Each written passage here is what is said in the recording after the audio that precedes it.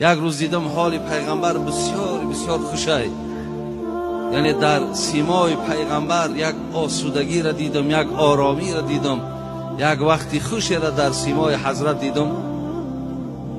همیشه پیغمبر خدا که بسیار مسئولیت‌های زیاد داشتن، بسیار بسیار به دعوت که مشغول بودن، همیشه خسته بودن، میگه این دفعه که بسیار حالش خوب یافتم. حضرت عایشه مادرمان در حال میگه گفتم یا رسول الله ادعو الله لی، میگه گفتم ای پیغمبر نازنین، اگه حالت هم میبینیم بسیار حالت گوارا و خوبه، در حق یک دعا کن.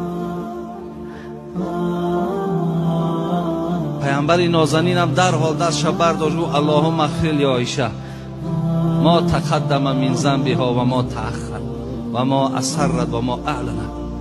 میگه دستش برداشت خدای مهربان عایشه را هر یک کمبود و لغزش و خطایی که کرده است الله مهربان مغفرتش بگردان. وقتی میگه عایشه این دعای زیبا را از جانب شوهرش از این پیغمبر نازنین که شنید، میگه فضحکت عایشه حتی سقطت رأسها فی حجزها من الضحک.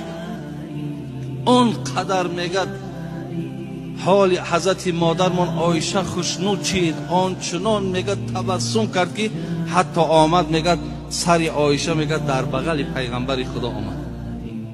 بعد حضرت میگه گفتش ایسرک دعایی، عایشه گفت همین دعای ما وقت خوش کرد، بسیار خوشنود چیدی از دعای ما؟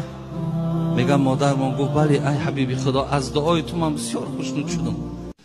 پیامبرمان در اینجا چی گفت برادر عزیز؟ گفت والله انها لدعوت لامتی فی کل صلات. گفت ای عایشه همین دعایی که من در حق تو کردم با الله مهربان قسم در هر یک نمازم در حق امتم همین دعا را من میکنم، برای تمام امت این دعا را من میبخشم. برادران عزیز و گرامی، حقیقتا